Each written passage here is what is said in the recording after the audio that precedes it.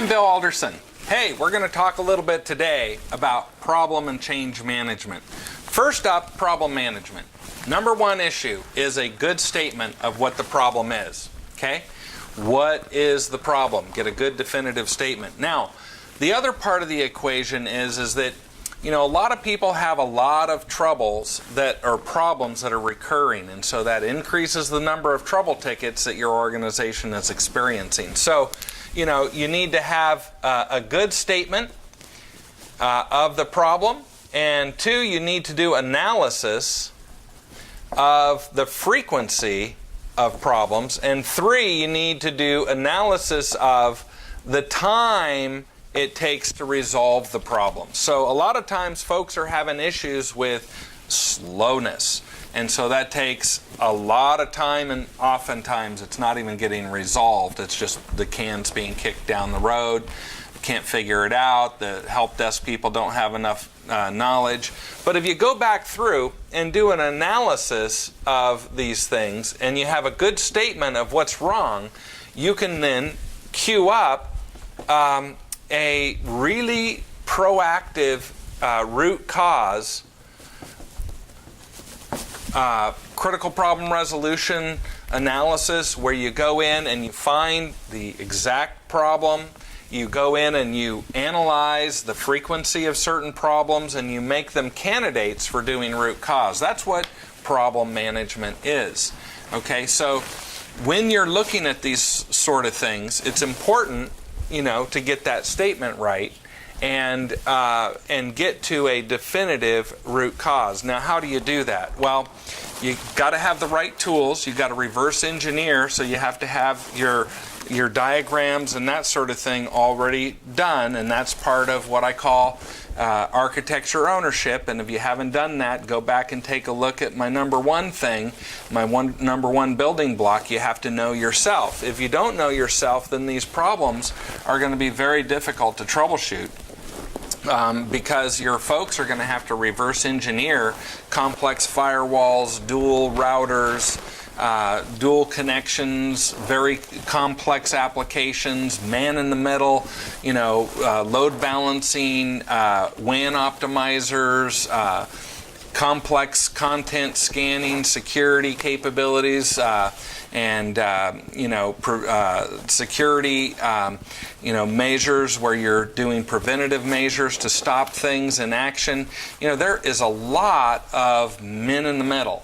Our own man in the middle. We're not talking about surreptitious. We're talking about our own tools that we put in the middle of these things that basically make it very complex to go in and do root cause analysis. So we have to have a good diagram and a good understanding of the entire environment before we can go into and diagnose critical problems. Now, another thing that's akin to this is that of change management. Changes actually do cause many of our problems today, and because those changes cause so many problems, there's an emphasis on only having certain change windows, and a resistance to change, because what shouldn't affect the environment ends up affecting the environment during a change, and so then there's service interruptions, and that's not why we're here. We're here to make certain that the systems are up and running and viable continuously. But change management, the number one thing that I have to express my opinion on is that optimization requires iteration.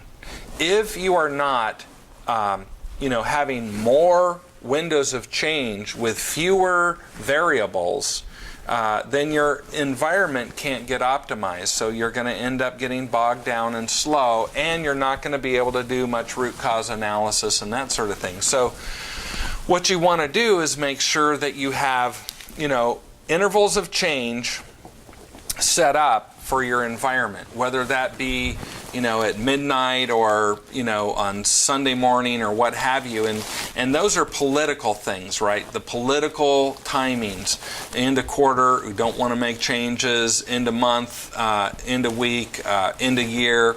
Certain periods of time where it's critical for the business, those are politically not appropriate times.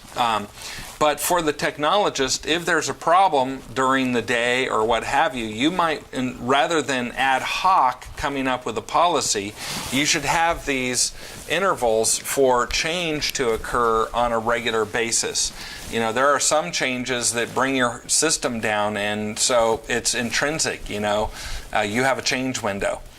You've got to figure out what's gone wrong and then go try to mitigate whatever is causing your system. And now, today, we have, multi-billion-dollar organizations and service companies, airlines and wireless providers who have systems that go down for hours and sometimes for tens of hours, affecting millions of customers. And so change management, in order to optimize, so it's all holistic kind of approach. You need good decision support, you need good architecture ownership, and you need good change management. When you do a change, every change needs to be accompanied by a new diagram and a red line of, what's going to change. This part is going to change. And then it's reviewed. It's reviewed by your peers as a group of people who are basically looking at this change and buying into the fact that you are doing this change. It's a good technical change. We understand the constraints. We understand the political timing of the change. And everyone gets together, and so you know what's happening. Well, along with that red line diagram also is, what are you going to do? And so that should have a step-by-step procedure on exactly what you're going to do. If you are ever sitting at the keyboard thinking about what you're going to change in that router, switch, server, application, etc., then you know that you've done something wrong according to best practice, because you should be a technical typist at that point, keying in exactly what's on your plan. So you have to have a good diagram. You need to have a good plan. You need to have a back-out procedure. I don't know how many times I've seen where somebody goes to do a big change, and what happens is they end up with a problem and they can't go back to their configuration because they upgraded the router and they didn't save the config, or they didn't save the old image, and then what happens is, you're stuck right where you're at. So you need to have back-out procedures, and then finally, you need to have validation. So you need to validate that all of the changes and the dependencies that you have, and particularly the end-user applications, are going to work. Well, what are those steps? Okay? Now, ideally, this validation should come back into your decision support metrics, right? So your system should be monitoring these application or what have you, and it should isolate any dependencies that are not functioning or are not within a performance threshold when those systems occur. So if you have good decision support metrics, you can perhaps increase the frequency, and instead of doing these tests to validate the entire transaction within your environment every 5 minutes or 15 minutes, you can maybe do it down to 1 minute intervals or something of that nature, and lower your frequency so that you can do a full validation test to validate that the changes that you made have indeed improved your system. And that's the other thing. You need your metrics to find out, did the change or the upgrade or what have you, did it actually do what you wanted it to do, right? I mean, who doesn't buy a new car and go out on the freeway and see what it can do? You step on the gas and you see what your 0 to 60 is. Okay?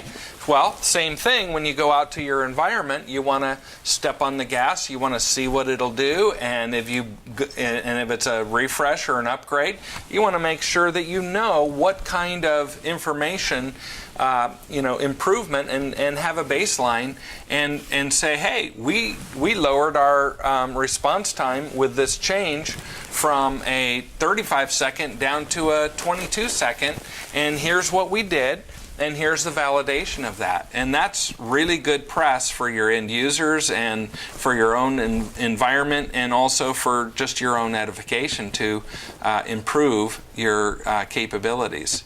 So, in summary, problem management, you got to have that statement. You got to know, a lot of times, what people think is wrong isn't actually what's wrong. And if you have 5 or 6 organizations who are reporting the problem, and then you go in and you solve it, and then this other guy says, oh no, that's not what I was talking about. So you really need to have a good statement of your problem. And then analysis of the frequency of problems, analysis of which problems are taking the longest time, and then determine and have a really clear-cut way of going about performing root cause analysis and obviating those problems completely so that they don't even hit your trouble ticket numbers. That's the best kind of analysis, is to basically obviate the problems and not have them. Change management, good collaboration, teaching one another what it is you're going to do. Have a plan, have a very detailed plan of exactly how you're going to execute, exactly how you're going to back out, and then how are you going to validate that all of the applications and systems are in fact running. And I submit that that validation should already be part of your decision support metric system.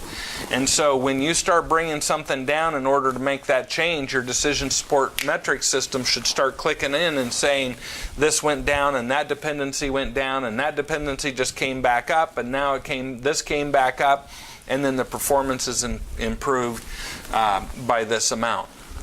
So that gives you proof that your changes. And then the other part of the equation is optimization requires iteration.